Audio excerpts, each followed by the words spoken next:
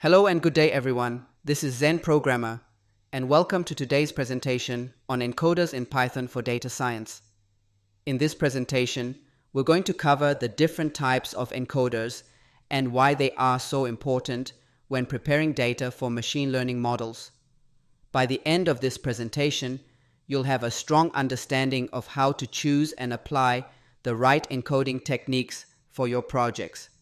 This presentation is for general purpose use only, and we will not be going deep into the associated Python code. Why do we use encoders?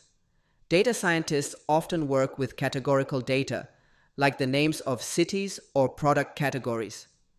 However, most machine learning models require numerical inputs. This is where encoders come in. They convert text or categorical data into numbers that models can understand. Proper encoding can also help improve model accuracy by representing the data in a way that's easier for the algorithm to process.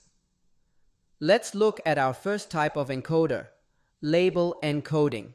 Label encoding assigns a unique integer to each category.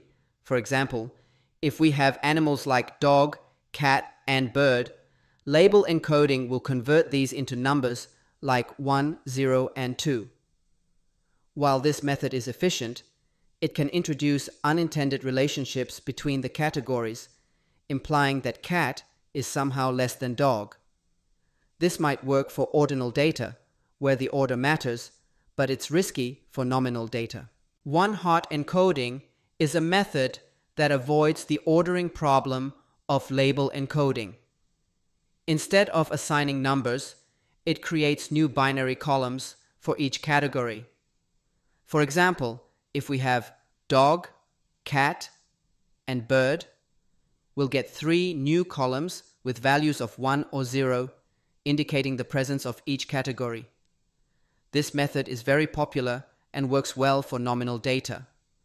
The main downside is that it can create a large number of columns if the dataset has many unique categories. On this slide, we can see a visual comparison of label encoding and one-hot encoding.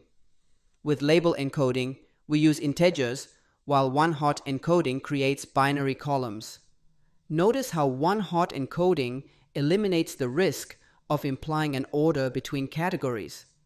This is why one-hot encoding is typically preferred for nominal data.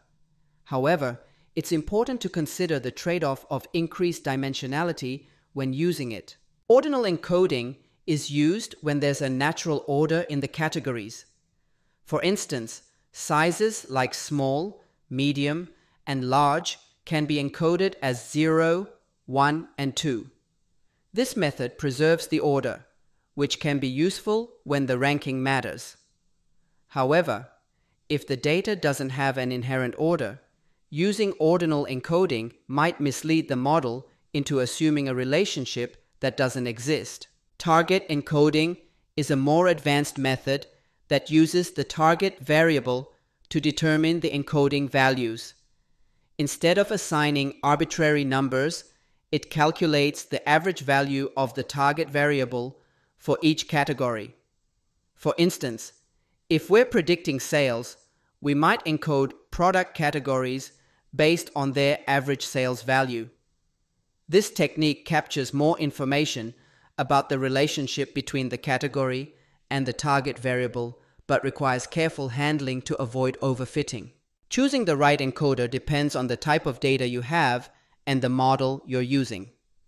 If you have binary or ordinal data, label encoding or ordinal encoding may work well.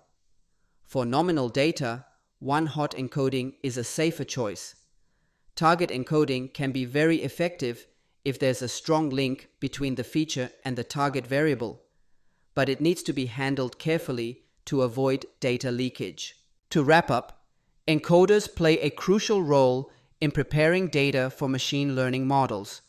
They help convert categorical data into numeric form, making it usable for algorithms. The key takeaway is to choose the encoder based on the nature of your data and the problem you're solving.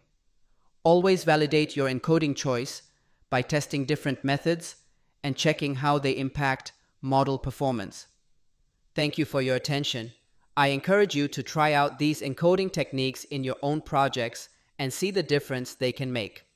That's it for today. Thank you and see you next time.